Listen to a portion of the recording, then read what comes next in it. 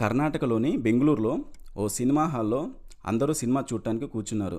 Schedule ప్రకారం 4 గంటల 5 నిమిషాలకు స్టార్ట్ అవ్వాల్సిన సినిమా 4 గంటల 10 నిమిషాలు అయింది. సినిమా స్టార్ట్ అవ్వలేదు. 4 గంటల 20 నిమిషాలు అయింది. సినిమా స్టార్ట్ అవ్వలేదు. 4 గంటల 30 నిమిషాలకి సినిమా స్టార్ట్ అయింది. ఇలా 25 నిమిషాల యాడ్స్తో సినిమా లేటుగా 4:30కి స్టార్ట్ అయింది.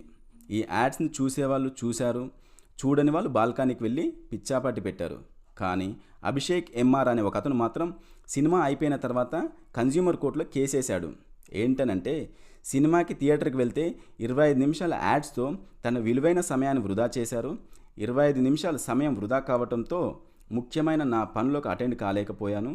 దీంతో నేను మెంటల్గా అప్సెట్ అయ్యాను.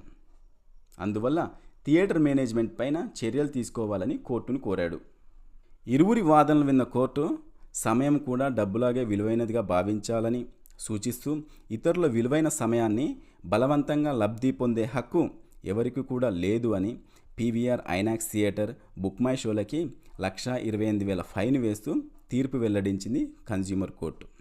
ఇందులో 8,000 కేస్ ఫైల్ ఖర్చులకి, 20,000 మానసిక ఒత్తిడికి, ₹1,00,000 కన్జ్యూమర్ వెల్ఫేర్ ఫండ్కి 30 రోజుల్లో డిపాజిట్ చేయాలని కోర్టు సూచించింది. ఈ సంఘటన జరిగి దాదాపు 2 సంవత్సరాలు అవుతుంది. తీర్పు మాత్రం ఈ మధ్య వచ్చింది. అతను చూసిన సినిమా 2023లో వచ్చిన రాజా బహదూర్.